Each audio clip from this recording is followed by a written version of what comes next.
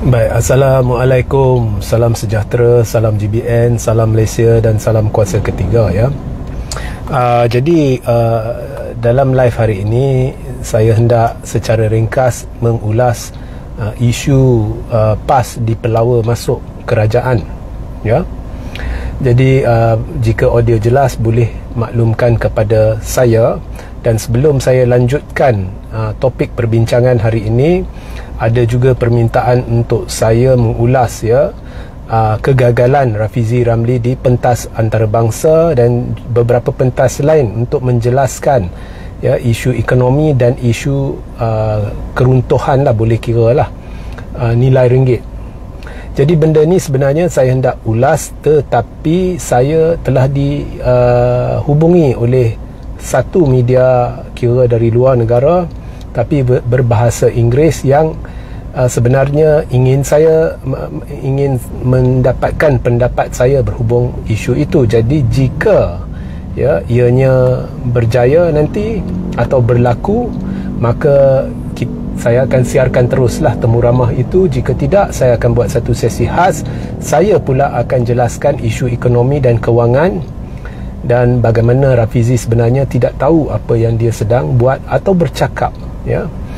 So kita tunggukanlah nanti sama ada temu ramah itu jadi atau tidak. Jadi berbalik kepada isu ya PAS di Pelawa masuk kerajaan. Jadi sebenarnya sebelum Hadi membuat kenyataan ya, sudah ada ura-ura PAS telah dihubungi untuk masuk kerajaan ya. Dan ura-ura ni sebenarnya berlega di media sosial, bukan di kalangan laskar-laskar cyber Perikatan Nasional ke belah-belah pembangkang ke tidak. Yang anehnya ianya berlega di kalangan laskar-laskar cyber PH dan BN ya. Seolah-olah isu itu mula-mula ditimbulkan di belah sana. Malah pendedahan ini di media sosial dilakukan oleh pihak-pihak sana, pihak-pihak pro kerajaan, bahawasanya kononnya ada pihak daripada kerajaan pimpinan Anwar telah menghubungi PAS, minta PAS masuk kerajaan ya, mempelawa PAS dan sebagainya. Jadi di situ sudah bermula di kalangan ya orang-orang penyokong Pakatan Harapan dan Barisan Nasional mengapa kerajaan pergi berjumpa dengan PAS. Jadi ini sudah berlega di media sosial sebelum Hadi buat kenyataan ya. So pertama sekali saya nak tegur, sekiranya ada pihak yang cuba menuding jari bahawa Hadi buat cerita ke, Tuan Ibrahim Tuan Muan buat cerita ke, ingat ya, benda ni mula-mula cetus di media sosial di kalangan penyokong-penyokong PH dan BN, bukannya pembangkang. Okey, kedua ya, baru ni Hadi pula keluar kenyataan dan mengesahkan bahawa dia telah dihubungi berulang kali oleh pihak tertentu yang ingin PAS kerjasama dalam kerajaan. Jadi Hadi mengetengahkan logik bahawa jika PAS bekerjasama dalam kerajaan, dari sudut perolehan kerusi PAS terbanyak. Kalau kita banding dengan PKR, kalau kita banding dengan UMNO dan sebagainya, PAS terbanyak. Jadi seandainya pihak yang ingin menjemput PAS ke dalam kerajaan ya, so semestinya pihak itu perlu bersetuju bahawa kerajaan perlu dipimpin oleh PAS, pemimpin utama dia PAS ya. Itu yang Hadi cuba ketengahkan. Tetapi Hadi secara terang-terangan menyatakan beliau tidak berminat ya, sebab beliau setia bersama Perikatan Nasional. Tetapi apapun pokoknya, Hadi mendakwa dia telah dihubungi berulang kali. Jadi bagi seorang pemimpin parti Islam untuk keluar kenyataan sebegini, saya percaya ianya tepat ya, benda tu berlaku. Baik, sebaik sahaja Hadi keluar kenyataan itu, keesokan harinya saya membuat mula-mula saya diminta ulas. Saya tak nak ulas. Sebenarnya saya tak boleh jadi juru cakap PAS ya. Saya tidak tahu hari ini PAS nak kerjasama dengan siapa ke, atau Anwar nak kerjasama dengan siapa ke. Tetapi saya perhati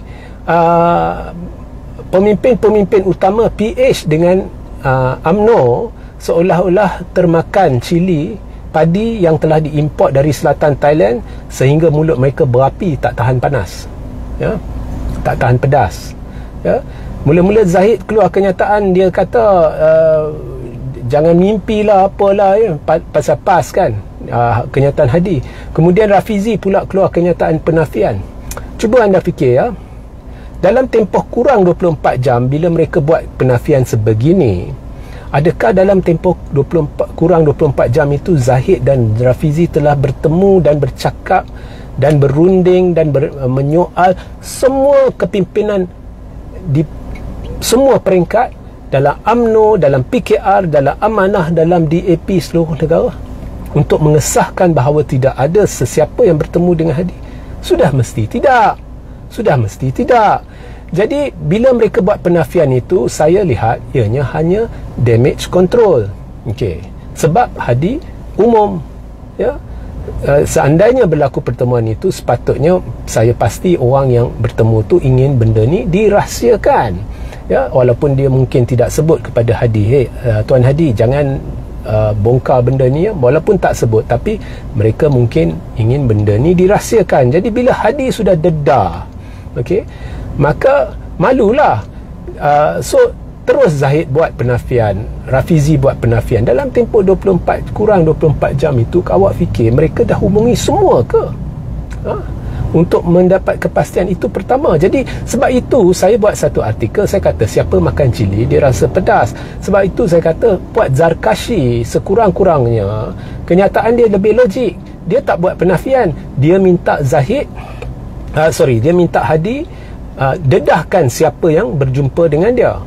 Okey, dia minta Hadi dedahkan siapa yang berjumpa dengan dia. Okey, of course lah Hadi takkan dedah, sebab Hadi setakat dedah bahawa ada orang jumpa, tetapi secara etikanya tak baiklah dedah nama orang yang jumpa ya. Okey, so bila Puat Zarkashi bertanya siapa yang jumpa, Puat Zarkashi ni adalah ahli Majlis Kerja Tertinggi UMNO.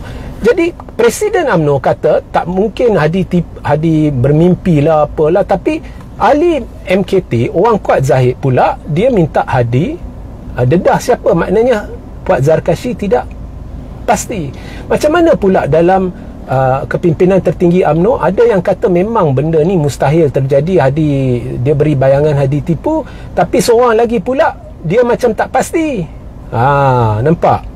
So sebenarnya di Malaysia ni bila melibatkan politik kepimpinan utama parti-parti ya, saya tak cerita semua hal lah, saya cerita isu-isu yang timbul melibatkan kepimpinan utama parti di politik negara ni.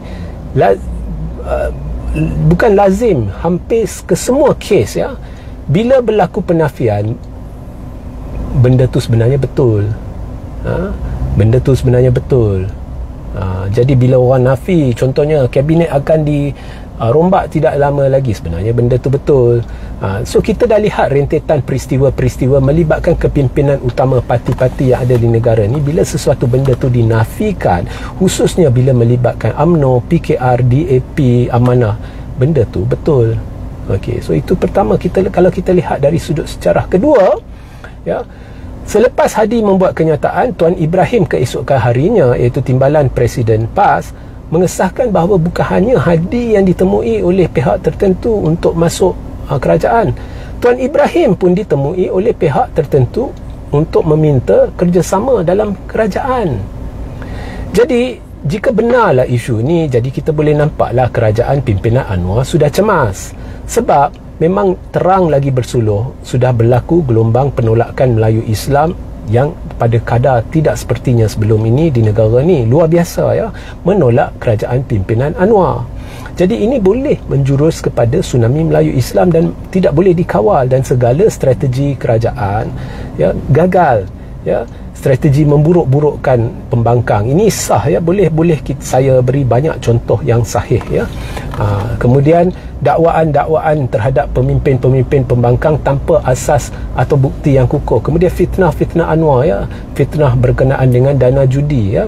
Anwar kata dia ada dokumen bukti. Hari ini pula ada seorang pergi buat laporan kepada SPRM, tiba-tiba muncul entah mana, dan dia kononnya dirakam kenyataan dia, dan dia akan kerjasama dan tampilkan dokumen ke apa, ke bukti ke apa dan sebagainya ya. Ini belum tentu benda tu memang dia ada bukti ya. Tapi orang ni muncul entah dari mana, dan bila dia buat kenyataan nampak beria-ia nak yakinkan kita bahawa dia tidak berkait dengan orang politik. Ni saya bukannya mewakili parti ke apa, dia duk cuba yakinkan media bahawa dia ni tak berkait dengan parti politik. Siapa tanya? Mengapa dia beria-ia hendak yakinkan dia tak berkait dengan orang politik, melainkan dia serba salah, melainkan mungkin dia memang betul-betul terlibat dengan parti politik. Tapi orang ni sebenarnya saya rasa tak tahulah, kita beri can lah, kita pun tak boleh nak mendahului pihak SPRM. Jadi orang ni dah datang jumpa, jadi memang SPRM perlu siasat apa yang orang ni dakwa. Dia rakam percakapan, kemudian minta bukti, kemudian lihat sama ada bukti itu sahih ke tidak. So, jika bukti itu baru, tak apa. Jika bukti ini lama, andai kata ada, jadi SPRM perlu tanya orang ni, mengapa anda sorok selama ni? Sebab itu kesalahan.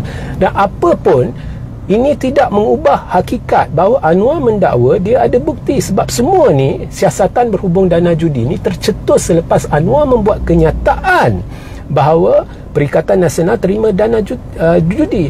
Jadi di mana dokumen bukti Anwar tu? Takkan berbulan-bulan lamanya SPRM masih belum siasat isu dana judi yang dibongkarkan oleh Anwar. Mana dokumen bukti Anwar? Jadi jelas bahawa apabila Azalina mendedahkan bahawa SPRM setakat ini tidak menemui sebarang bukti, maknanya dokumen bukti Anwar itu bukannya bukti. Maknanya tuduhan Anwar tidak berasas dan berkebarangkalian tinggi adalah satu fitnah.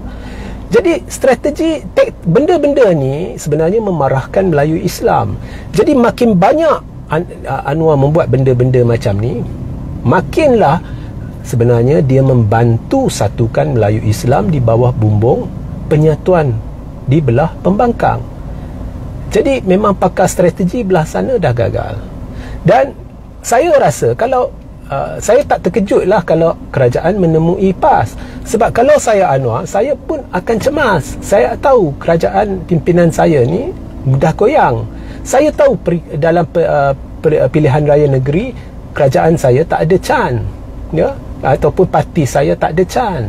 Saya tahu parti-parti PH akan hilang banyak kerusi, UMNO mungkin akan kena belasah teruk. Jadi saya akan cuba mendekati PAS. Maknanya jika benar ya PAS dihubungi, kerajaan ini dah tenat, kerajaan ini dah cemas, ya. Bayangkan ya, orang Cina dia undi UMNO, dia undi ya, PH, ya, dan dia bukan semualah, sebahagian orang Cina sanggup tutup mata bila Anwar pergi peluk kleptokrat, ya. Ada ramai Cina lah saya jangka akan boikot pilihan raya negeri akan datang sebab mereka tak boleh terima Anwar dengan kleptokrat.